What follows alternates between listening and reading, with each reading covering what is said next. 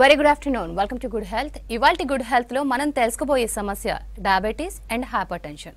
మరి డయాబెటీస్ ఎందుకు వస్తుంది, రావడానికి గల కారణాలు, ట్రీట్మెంట్ ఏ విధంగా తీసుకోవాలి, అలాగే హైపర్ టెన్షన్ ని ఎలా కంట్రోల్ చేసుకోవచ్చు, ఇక హోమియో కేర్ లో డయాబెటిక్ సంబంధించి ఎటువంటి ట్రీట్మెంట్ అవైలబుల్ గా ఉందో ఈ రోజు మనకు వివరించడానికి మనతో పాటు ఉన్నారు homeo care international doctor Vinodita గారు. మరి వారిని అడిగి మరిన్ని డీటెయిల్స్ తెలుసుకుందాం. Good afternoon doctor. Good afternoon. So first of all diabetic అనేది పీక్ స్టేజ్కి వెళ్ళాక కూడా తెలియని పరిస్థితి ఉంది ఈ రోజుల్లో. సో అసలు డయాబెటీస్ ఉందని ఎలా తెలుసుకోవాలి first? So first of all diabetes ఎలా తెలుసుకోవాలనే దానికంటే ముందర అసలు నార్మల్గా డయాబెటీస్ ఎందుకు వస్తుంది, అసలు దేని వల్ల స్టార్ట్ అవుతుంది, ఏ ఆర్గన్ దానికి కాజ్ అనేది చూసుకుందాం. సో మెయిన్గా మనకి డైజెషన్ సరిగ్గా అవ్వటానికి నోరు దగ్గర నుంచి కింద ఏనల్ ఏరియా వరకు మనకి డైజెషన్ ప్రాసెస్ అనేది ఉంటుందన్నమాట. సో మెయిన్గా ఈ ప్రాసెస్లో ప్యాంక్రియాస్ అనే ఒక గ్లాండ్ కూడా యూజ్ అవుతుంది. సో ఈ ప్యాంక్రియాస్ ఏం చేస్తుంది అని అంటే మనకి గ్లూకోజ్ని తగ్గించడానికి ఇన్సులిన్ అనే హార్మోన్ని ప్రొడ్యూస్ చేస్తుంది అనమాట. సో అది న్యాచురల్గానే బాడీలోనే ప్రొడ్యూస్ అవుతుంది. కానీ ఈ డయాబెటీస్ స్టేజ్లో ఏమవుతుందంటే మనకు ఆ ఇన్సులిన్ అనే హార్మోను సరిగ్గా ప్రొడ్యూస్ అయినా కూడా సరిపోకపోవడం, ఆర్ అదర్వైజ్ ఆ గ్లాండ్ దెబ్బతిని అది సరిగ్గా ప్రొడ్యూస్ అవ్వకపోవడం, or zero production of insulin ఉండటం అనమాట. సో ఈ రీజన్స్ వల్ల మనకి డయాబెటీస్ అనేది చూస్తూ ఉంటాము. సో ఫస్ట్ ఆఫ్ ఆల్ డయాబెటీస్లో మనకి ఎన్ని రకాలు ఉంటాయి అండ్ ఒక్కొక్క దానికి ఎలా మనకి సిమ్టమ్స్ ఉంటాయి అండ్ ఎలా వస్తుంది అనేది కూడా చూసుకుందాము. మెయిన్గా డయాబెటీస్లో చూసుకున్నట్లయితే type 1 diabetes, type 2 diabetes, pre diabetes and gestational diabetes అనేవి మెయిన్ కేటగిరీస్ అన్నమాట, మెయిన్ టైప్స్. ఫస్ట్ థింగ్ ఏంటంటే టైప్ 1 డయాబెటీస్. టైప్ 1 డయాబెటీస్లో ఇన్సులిన్ డిపెండెంట్ డయాబెటీస్ అంటాం దీన్ని. అంటే ఇప్పుడు నార్మల్గా ప్యాంక్రియాస్ నుండి ఇన్సులిన్ అనే హార్మోన్ జీరో ప్రొడక్షన్ ఉంటుంది ఆర్ నిల్ ప్రొడక్షన్ అనమాట. అసలు ఇన్సులిన్ అనేది బాడీలో ఉత్పత్తి అవ్వకపోవటం వల్ల ఈ డయాబెటీస్కి ల్యాండ్ అప్ అవుతారు. సో ఇందులో ఏంటంటే మనకి బయట నుంచి ఇన్సులిన్ అనే హార్మోన్ని తప్పనిసరిగా తీసుకోవాల్సి ఉంటుంది.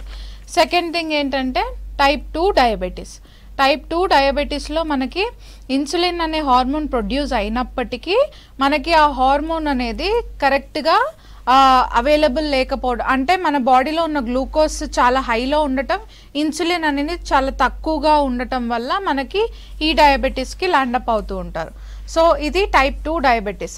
So next pre diabetic stages అంటాము. ప్రీ డయాబెటిక్ స్టేజ్ అంటే ఇంకా పేషెంట్ టోటల్గా డయాబెటీస్కి ల్యాండప్ అవ్వలేదు, టైప్ 2 డయాబెటీస్కి ల్యాండప్ అవ్వలేదు, బట్ దెన్ ఈ స్టేజ్ని ఇగ్నోర్ చేసినట్లయితే తప్పనిసరిగా ఇంకొక 2 ఇయర్స్లో వాళ్ళకి డయాబెటీస్ అనేది వస్తుంది. అండ్ దెన్ లాస్ట్ స్టేజ్ వచ్చేసి జెస్టేషనల్ డయాబెటీస్ అంటాము. అంటే యూజువల్గా ప్రెగ్నెన్సీ టైంలో మనకి డయాబెటీస్ అనేది ఉంటుంది. ఆ టైప్ ఆఫ్ డయాబెటీస్ని మనం జెస్టేషనల్ డయాబెటీస్ అంటాము. సో ఈ డయాబెటీస్లో ఏంటంటే most of the mothers after pregnancy, after delivery ఈ డయాబెటీస్ నార్మల్ అయ్యే ఛాన్సెస్ ఉంటుంది. కానీ ఫ్యూచర్లో వాళ్ళకి టైప్ 2 డయాబెటీస్ వచ్చే ఛాన్సెస్ కూడా ఉంటాయి. సో తెలిసినప్పుడే మనము కొద్దిగా ప్రికాషన్స్ తీసుకుంటే మంచిది. కాలర్ రెడీగా ఉన్నారు డాక్టర్ హైదరాబాద్ నుంచి. నమస్తే విజయ గారు, ప్రాబ్లం ఏంటో డాక్టర్ చెప్పండి. నమస్తే అమ్మా.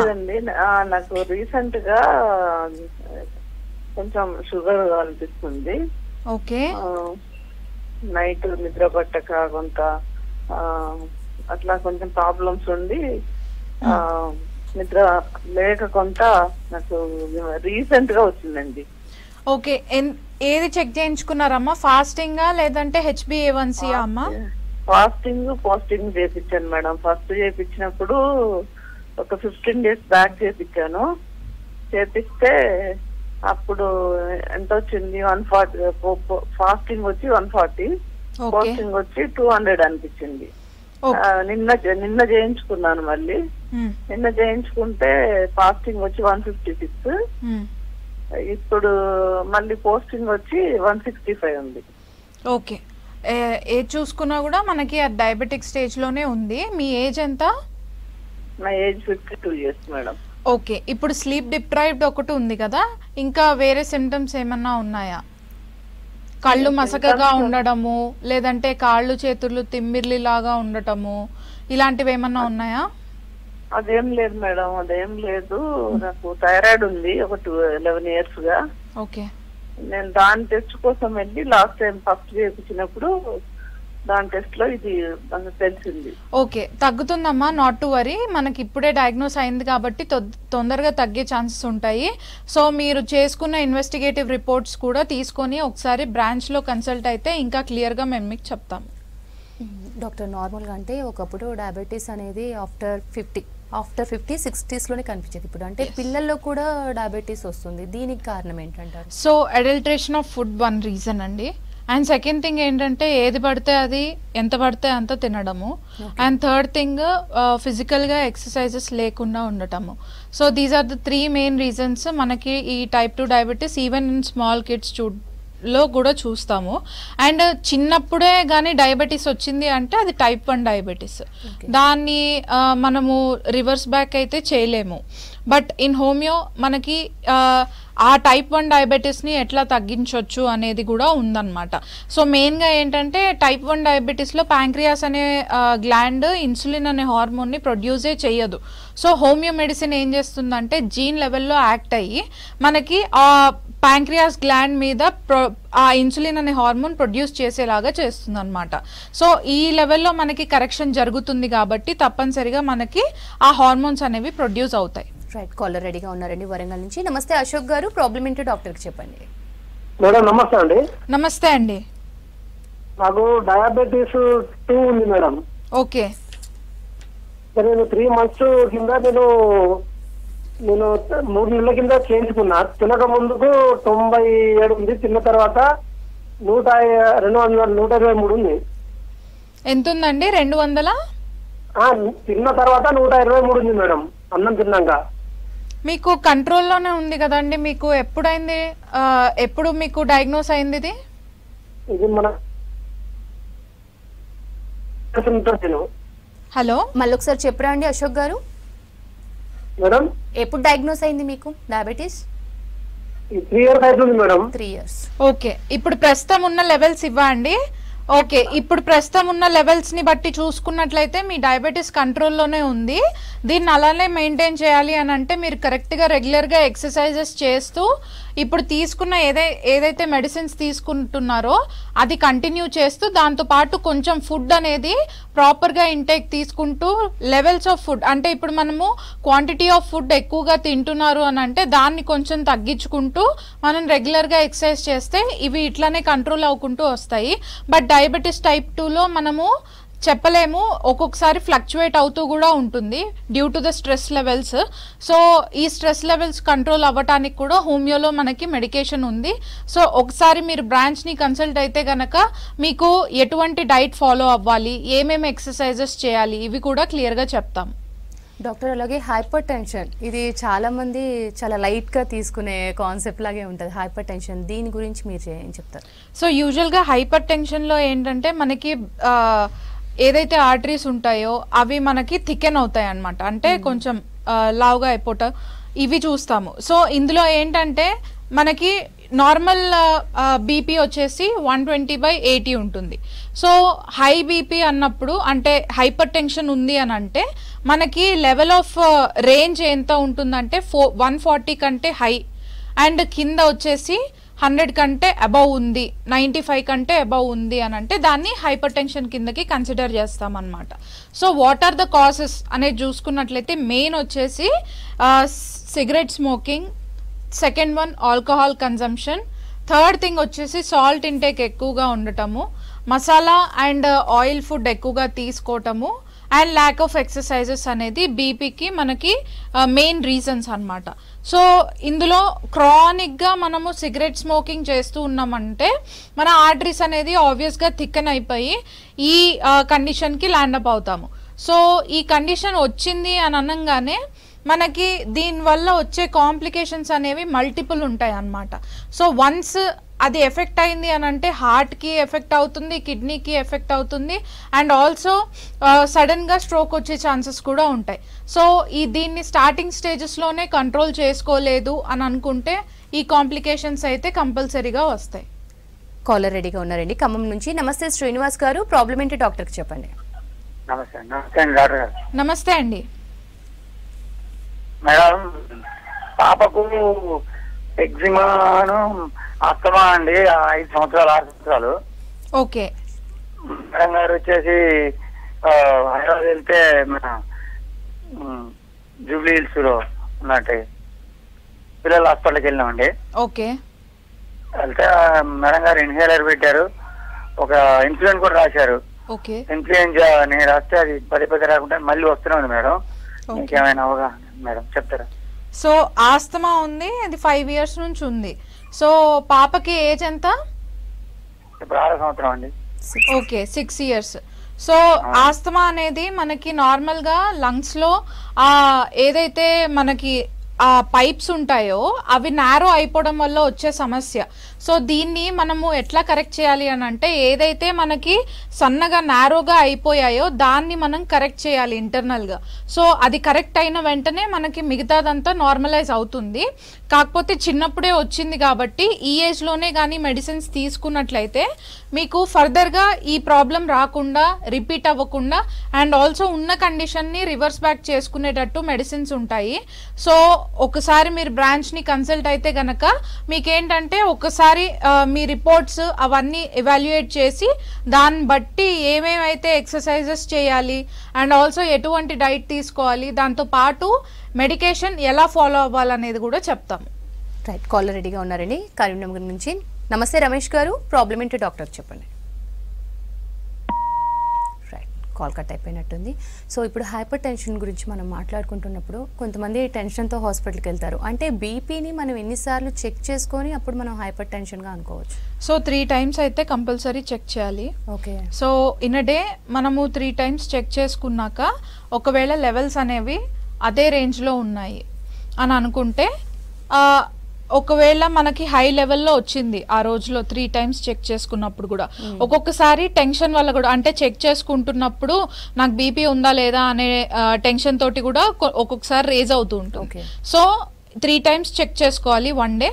అండ్ అలా మనము ఎవ్రీ 1 monthకి ఎవ్రీ డే 1 time చెక్ చేసుకుంటూ ఉండాలన్నమాట. సో ఈ 1 monthలో మనకి 16 times ఆర్ 17 times కంటే అబౌవ్ మనకి బ్లడ్ ప్రెషర్ అనేది హై వచ్చింది అని అంటే then it is consider to be BP అన్నమాట, హైపర్ టెన్షన్. సో కొన్నిసార్లు పేషెంట్స్ క్లినిక్కి వచ్చేటప్పుడు జస్ట్ రూమ్ లోపలికి వచ్చేటప్పుడు వాళ్ళకి యాంగ్జైటీ వల్ల కూడా బీపీ అనేది ఫ్లక్చువేట్ అవుతూ ఉంటుంది.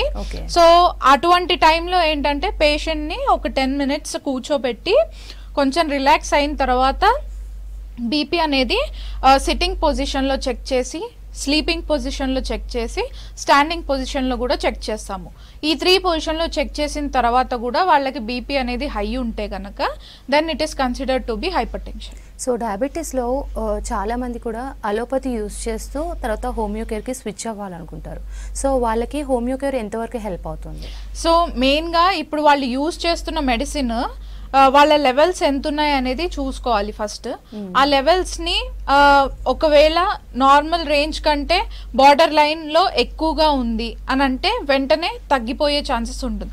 సో ఎలా హోమియోకేర్ వర్క్ అవుతుంది అని చూసుకున్నట్లయితే మీకు ఏదైతే ఇన్సులిన్ అనే హార్మోను ప్రొడక్షన్ అవుతున్నా కూడా మనకి సరిపోకపోవట్లేదో దాన్ని కరెక్ట్ చేస్తుంది అనమాట. అంటే మీరు తినే ఫుడ్ లెవెల్స్ దగ్గర నుంచి మీరు చేసే లైఫ్ స్టైల్ చేంజెస్ అన్నీ చేయించి దాంతో పాటు మీకు మెడిసిన్స్ ఇవ్వటం వల్ల ఇంటర్నల్గా మీకు ఏదైతే చేంజెస్ రావాలో అది కూడా వస్తుంది. అండ్ మీరు ఒకవేళ కానీ దాంతో పాటు డైట్, లైఫ్ స్టైల్ కానీ చేంజెస్ కానీ చేసుకున్నట్లయితే లాంగ్ రన్లో మీకు ఇది మళ్ళీ రివర్స్ బ్యాక్ అవ్వకుండా మీకు ఎటువంటి ఎఫెక్ట్ లేకుండా ఉంటుంది. So this is how homeo care ఇంటర్నేషనల్లో మనం ఇచ్చే మెడికేషన్ అన్నమాట. సో ఇదేంటంటే జీన్ లెవెల్లో కరెక్ట్ అవుతుంది కాబట్టి మనకి ఎటువంటి ప్రాబ్లం ఉండదు. అండ్ ఆల్సో క్రానిక్గా అంటే ఒక 20 years నుంచి డయాబెటీస్ ఉంది అన్నప్పుడు వాళ్ళు ఆ మెడిసిన్స్ అనేవి తొందరగా మాన్పించొద్దు, దానివల్ల కూడా సైడ్ ఎఫెక్ట్స్ వస్తాయి. సో మెయిన్గా ఏంటంటే ఇప్పుడు వాళ్ళు తీసుకునే డోస్ ఎంత ఉందో దాన్ని మనము నెమ్మదిగా ఎవ్రీ 3 monthsకి ఒకసారి మనం లెవెల్స్ చెక్ చేయించుకుంటూ వచ్చి ఆ డోసేజ్ అనేది లెవెల్స్ని బట్టి తగ్గించుకుంటూ వస్తామన్నమాట. అండ్ లాస్ట్కి నిల్లు కూడా అయ్యే ఛాన్సెస్ ఉంటాయి according to their reports. And వాళ్ళ రిపోర్ట్ ఈ మంత్ నార్మల్ వచ్చింది, అలా మనకి కన్సిస్టెంట్ గా 3 times నార్మలైజ్ వస్తేనే దాన్ని నార్మల్ కిందకి కన్సిడర్ చేస్తాము. అప్పటిదాకా మెడిసిన్స్ అనేవి కంటిన్యూ చేయాల్సి ఉంటుంది. ఓకే, సో కాలర్ రెడీగా ఉన్నారండి వరంగల్ నుంచి. నమస్తే భిక్షపతి గారు, క్వశ్చన్ ఏంటో డాక్టర్ని అడగండి. మేడం గుడ్ మార్నింగ్ అండి. గుడ్ మార్నింగ్ అండి, చిన్న ప్రాబ్లం ఉంది. నేను చెప్పండి. నిన్నటి నుంచి నాకు ఇంతకు ముందు డయాబెటీస్ అంటే ఏం లేదు. ఓకే, అయ్యో హలో చెప్పండి మేడం. చెప్పండి సార్. కన్ఫ్యూజ్ అవ్వకండి, టీవీ చూస్తే కన్ఫ్యూజ్ అవుతారు. చెప్పండి, టీవీ చూడకుండా. మత్తు లాగా వచ్చేస్తుంది సార్ బాడీ మొత్తం మేడం. ఓకే మేడం నేను టీచర్ను, గవర్నమెంట్ టీచర్ను. ఓకే, నాకు నిన్నటి నుంచి ఏదైనా టాబ్లెట్ వేసుకుంటే కళ్ళల్లో నుంచి మత్తు వచ్చినట్టు వస్తుంది, బాగా ఏం కనపడినట్టుగా అనిపిస్తుంది. అనుకుందామని స్టోరీ చూశాను. ఓకే, మీరు ఏం మెడిసిన్స్ వేసుకుంటున్నారండి? యూరిక్ యాసిడ్ గురించి ఒక టాబ్లెట్ వేసుకున్నానండి, ఓకే దానివల్ల ప్రాబ్లం అవుతుంది. ఓకే, మీకు అటువంటి ప్రాబ్లం ఉన్నప్పుడు ఒకసారి మీకు మెడిసిన్ ఇచ్చిన డాక్టర్ని కూడా కన్సల్ట్ అయ్యి ఈ విధంగా నాకు ఇబ్బంది అవుతుందని చెప్పండి. ఒక్కొక్కసారి మనకి సైడ్ ఎఫెక్ట్స్ ఆఫ్ మెడిసిన్స్లో ఇటువంటి ప్రాబ్లమ్స్ ఉంటాయి. అటువంటి సైడ్ ఎఫెక్ట్స్ లేకుండా ఉన్న మెడిసిన్ మనకి హోమియోలో ఉంటుంది. సో హోమియో కేర్ ఇంటర్నేషనల్లో మీకు ఆ యూరిక్ యాసిడ్ తగ్గించేలాగా అండ్ మీకు ఇటువంటి సైడ్ ఎఫెక్ట్స్ రాకుండా ఉండేటట్టు మెడిసిన్స్ ఉంటాయి. ఒకసారి మీరు బ్రాంచ్కి వచ్చి 1-to-1 కన్సల్ట్ అయితే ఇంకా క్లియర్గా చెప్తాము. సో డయాబెటీస్కి సంబంధించి చాలామంది కూడా ఒక డోసేజ్ని కంటిన్యూస్గా వాడతారు, అంటే టెస్ట్లు ఏం చేయించుకోరు ఇన్ని మంత్స్ కానీ. సో అది ఎంతవరకు కరెక్ట్? అసలు ఎన్ని మంత్స్కి ఒకసారి టెస్ట్ చేయించుకోవాల్సి ఉంటుంది? 3 monthsకి ఒకసారి కంపల్సరీగా చెక్ చేయించుకోవాలి. వన్స్ డయాబెటీస్ వచ్చింది, అసలు డయాబెటీస్ వచ్చిందని కాదు, ప్రీ డయాబెటీస్ స్టేజ్లో ఉన్నప్పుడే వాళ్ళు ఎవ్రీ 3 monthsకి ఒకసారి లేదంటే 6 monthsకి ఒకసారి వాళ్ళ డయాబెటీస్ చెక్ చేయించుకోవాలి. దాంతోపాటు ఒకవేళ వాళ్ళకి ఫ్యామిలీ హిస్టరీ ఉంది, పేరెంట్స్కి ఇద్దరికి డయాబెటీస్ ఉంది ఆర్ వన్ ఆఫ్ ద పేరెంట్కి డయాబెటీస్ ఉంది అని అంటే కంపల్సరీగా 25 ఏజ్ నుంచే మనము చెక్ అనేది చేయించుకుంటూ ఉండాలి. So every now and then check చేయించుకుంటున్నప్పుడు వాళ్ళకి ఏంటంటే ముందుగానే తెలిస్తే ముందుగానే అది క్లియర్ అవుతుంది. That's the reason why we advise them to take regular checkups అన్నమాట. ఒకవేళ వాళ్ళకి అది డయాబెటీస్ వచ్చింది, అది ఎంత లెవెల్లో ఉంది, వచ్చింది కరెక్టే, ఆ రేంజ్ అనేది ఎంత లెవెల్లో ఉందనేది చూసి వాళ్ళ సివియారిటీని బట్టి డోసెస్ అనేవి వేరు వేరు అవుతాయి అన్నమాట. కొన్ని పేషెంట్స్ ఏంటంటే ఫస్ట్ టైం తీసుకున్న మెడిసిన్ ఏదైతే ఉంటుందో దాన్ని సంవత్సరాల తరబడి అదే మెడిసిన్ వాడతారు. That is totally wrong. ఎందుకంటే ఎవ్రీ మీకు స్ట్రెస్ లెవెల్స్ని బట్టి మీరు తీసుకునే ఫుడ్ ఇంటేక్ని బట్టి మనకి every now and then levels అనేవి ఫ్లక్చువేట్ అవుతాయి. అండ్ ఎవ్రీ 6 monthsకి ఒకసారి మనము ఆ లెవెల్స్ ఫ్లక్చువేట్ అయినప్పుడు చెక్ చేయించుకుంటే మీకు డోసేజ్ అనేది వేరియేషన్ వస్తుంది. సో అలా డోసేజ్ చేంజ్ చేయించుకోకుండా అలానే వాడుతూ ఉంటే ఏమవుతుందంటే తర్వాత లివర్కి కానీ కిడ్నీకి కానీ మనకి డయాబెటీస్ ఎఫెక్ట్ అయ్యే ఛాన్సెస్ ఉంటుంది. దానివల్ల టోటల్ మల్టిపుల్ ఆర్గన్ డ్యామేజ్ కూడా అయ్యే ఛాన్సెస్ ఉంటాయి. These are the complications of diabetes. So కళ్ళు ఒక్కొక్కసారి మసకగా కనిపించడము, సడన్గా మనకి అసలు ఏం కనిపించకపోవడం ఒక కన్నంతా, అండ్ తర్వాత కాళ్ళు చేతులు చాలా తిమ్మిర్లు అవ్వటము, సెన్సేషన్స్ కూడా లేకుండా ఉండటము, అండ్ కిడ్నీకి దెబ్బతిన్నప్పుడు మనకి యూరిన్లో ప్రాబ్లం రావటము, అండ్ ఆల్సో దాన్ని అసైటిస్ అంటాం అనమాట. మనకి కడుపులో మొత్తం నీళ్లు ఫామ్ అయిపోవడము, కాళ్ళల్లో నీళ్లు ఫామ్ అయిపోయి కాళ్ళు లావుగా అయిపోవడము, ఇవన్నీ కాంప్లికేషన్స్ ఆఫ్ డయాబెటీస్. మీరు రెగ్యులర్ చెకప్ చేయించుకోకుండా నార్మల్గా మెడిసిన్ వేసుకోకపోతే ఇటువంటి కాంప్లికేషన్స్కి ల్యాండ్ అప్ అవుతారు. సో చాలా మంది అంటే ఎవరైనా బ్లడ్ టెస్ట్ చేయించుకునే ముందు సో షుగర్కి సంబంధించి ఎస్పెషల్లీ సో ముందు రోజు స్వీట్ తిన్నాము అందుకే నెక్స్ట్ డే షుగర్ లెవెల్స్ ఎక్కువ ఉన్నాయి కాబట్టి టెస్ట్లో వచ్చింది అంటారు. ఈజ్ దట్ మిత్ ఆర్ నిజంగానే అలా జరుగుతుందా? సో ఇప్పుడు మనకి 1 డేలో షుగర్ స్పైకప్ అవుతుంది అని అంటే ఓకే, ఫాస్టింగ్లో ఆర్ పోస్ట్ లంచ్లో మనకి అట్లా స్పైకప్ అయ్యే ఛాన్సెస్ ఉంటాయి. బట్ దెన్ HbA1c అని ఒక టెస్ట్ ఉంటుందన్నమాట. ఎవ్రీ 3 monthsకి మీ యావరేజ్ బ్లడ్ షుగర్ ఎంత ఉంది అనేది ఆ టెస్ట్లో తెలుస్తుంది. మీకు అలాంటి డౌట్ ఇప్పుడు షుగర్ ఆర్ స్వీట్ తినడం వల్ల నాకు బ్లడ్ షుగర్ రైజ్ అయింది అని అనుకుంటే ఆ టెస్ట్ చేయించినప్పుడు ఆ టెస్ట్లో మనకి నార్మల్ ఉంది అని అంటే వెల్ అండ్ ఫైన్. అదర్వైజ్ ఆ టెస్ట్లో మనకి హై లెవెల్స్ వచ్చాయి అని అంటే కంపల్సరీగా డయాబెటీస్ ఉంది అండ్ అది లాస్ట్ డే తిన్న స్వీట్ వల్ల వచ్చింది కాదని అర్థమవుతుంది. సో ముఖ్యంగా అంటే ఇందాక మనం చిన్న పిల్లలకు డయాబెటిక్ సంబంధించి మాట్లాడుకున్నాం. సో వాళ్ళు స్పెషల్లీ తీసుకోవాల్సిన కేర్ ఏంటి డాక్టర్, పేరెంట్స్ కానివ్వండి? చిన్న పిల్లలు అంటే మనకి ఏజ్లో చూసుకున్నట్లయితే even 5 years of age or 3 years పుట్టిన వెంటనే కూడా డయాబెటీస్ ఉంటుంది. దాన్ని టైప్ 1 డయాబెటీస్ అంటాము. ఈ టైప్ 1 డయాబెటీస్ లో మనకేంటంటే ఎక్స్టర్నల్ గా మనము ఇన్సులిన్ అనేది ఇవ్వాల్సి ఉంటుంది. అండ్ దాంతో పాటు హోమియో ఇస్తే ఏంటంటే ఇంటర్నల్ గా ప్యాంక్రియాస్ అనే గ్లాండ్ ఏదైతే ప్రొడ్యూస్ సరిగ్గా చేయలేకపోతుందో అక్కడ నుంచి కరెక్షన్ అవుతుంది. అండ్ దీన్ని కరెక్షన్ చేసిన తర్వాత మిగతావన్నీ నార్మలైజ్ అవుతాయి. అలా కాకుండా 10 years or 12 years or 15 years or 20 years ఈ ఏజెస్ లో వచ్చింది అని అంటే మనకి టైప్ 2 డయాబెటీస్. అండ్ ఈ టైప్ 2 డయాబెటీస్ కూడా హెరిడిటరీ వల్ల రావచ్చు, ఆర్ వాళ్ళు ఈ చిన్న పిల్లల్లో అయితే యూజువల్ గా లైఫ్ స్టైల్ చేంజెస్ అనేవి ఏమి ఉండవు. It is due to hereditary only. And దీనివల్ల మనకేంటంటే వాళ్ళు స్వీట్స్ లేదంటే చాక్లెట్స్ ఇవన్నీ ఎక్కువగా తింటూ ఉంటారు. సో ఈ టైంలో ఏంటంటే ఆ స్వీట్స్ కానీ ఆ చాక్లెట్స్ కానీ తిన్నప్పుడు వాళ్ళకి చాలా ఇష్టము ఉండి ఉంటే గనక మనము దాన్ని సబ్స్టిట్యూట్ గా మనం వేరే ప్రోడక్ట్స్ ని పెట్టొచ్చు, ఇంట్లోనే తయారు చేసి ఇవ్వచ్చు.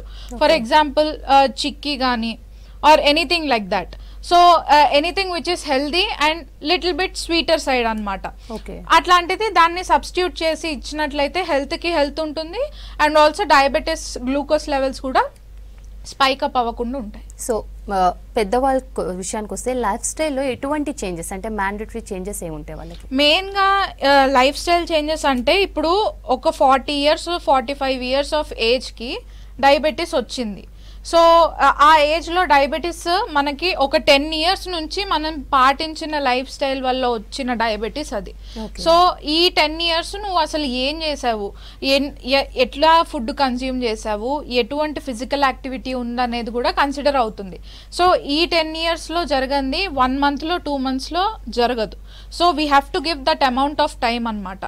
సో ఎటువంటి లైఫ్ స్టైల్ చేంజెస్ చేసుకోవాలి అని చూసుకున్నట్లయితే మనము at least in a day 1 hour exercise అనేది కంపల్సరీగా పెట్టుకోవాలి. ఫిజికల్ యాక్టివిటీ లేకపోతే మన బాడీలో హార్మోనల్ ఇంబ్యాలెన్స్ 1 స్టార్ట్ అవుతుంది. సెకండ్ వచ్చేసి తిన్న ఫుడ్ మనకి బాడీలో గ్లూకోజ్గా అలానే ఉండిపోతుంది అనమాట.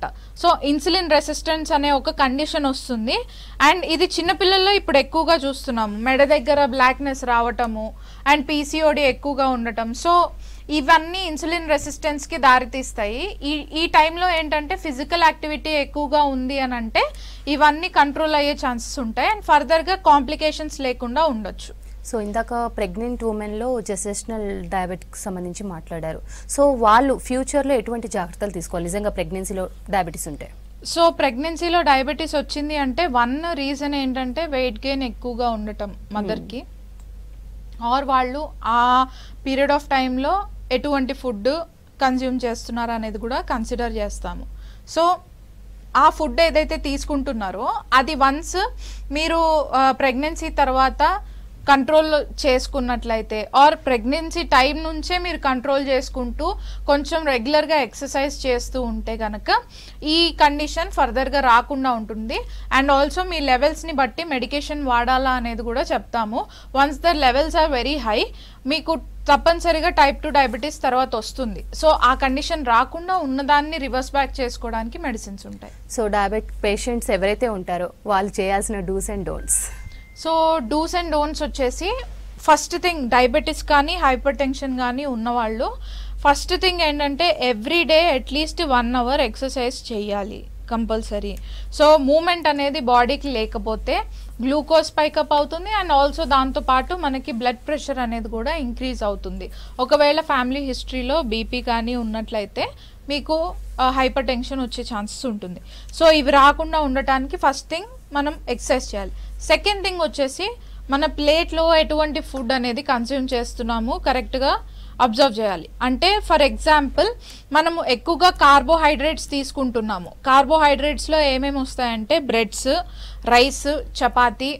సో ఇలాంటి కాంప్లెక్స్ కార్బోహైడ్రేట్స్ ఎక్కువగా తింటున్నాము. దాంతోపాటు మనము ఎటువంటి కూర కానీ ఆర్ ఎటువంటి దాల్ కానీ ప్రోటీన్ కానీ ఇంటేక్ లేదు, ఓన్లీ రైస్ ఒకటే ఉంది అని అంటే that is not at all recommended. So రైస్తో పాటు మనము ప్రోటీన్ అనేది ఇంటేక్ ఎక్కువగా ఉండాలి, దాంతోపాటు ఫైబర్స్ అంటే వెజిటేబుల్స్ ఎక్కువగా తీసుకోవాలి. అండ్ గట్ హెల్త్ సరిగ్గా ఉండటానికి మనం కర్డ్ అనేది ఎవ్రీడే కన్జ్యూమ్ చేస్తే మంచిది. కొంతమందికి కర్డ్ లాక్టోస్ ఇంటాలరెన్స్ ఉన్న వాళ్ళకి కర్డ్ తిన్నప్పుడు కొన్ని కాంప్లికేషన్స్ వస్తాయి. అట్లాంటి వాళ్ళు దాన్ని సైడ్ చేయొచ్చు. వాళ్ళకి వేరే ఆల్టర్నేటివ్స్ కూడా ఉంటాయి, ఆల్మండ్ తోటి ఉన్నవి, అట్లా వేరేవి ఉంటాయి. సో ఇవి కన్స్యూమ్ చేసుకుంటూ దాంతో పాటు మీరు పోర్షన్ ఆఫ్ ఫుడ్ అనేది తగ్గించుకుంటూ వస్తే ఫ్యూచర్లో మీకు ఇటువంటి ప్రాబ్లం వచ్చే ఛాన్సెస్ లేదు. ఒకవేళ మీది సిట్టింగ్ జాబ్, సీడెంటరీ హ్యాబిట్స్ ఎక్కువగా ఉన్నాయి అని అంటే ఎవ్రీ 1 అవర్కి లేచి అట్లీస్ట్ 10 minutes వాక్ చేయండి. So nothing to worry about, you will not be having diabetes. Thank you so much doctor Vinodita garu. Thanks for coming. ఇది ఇవాల్టి గుడ్ హెల్త్.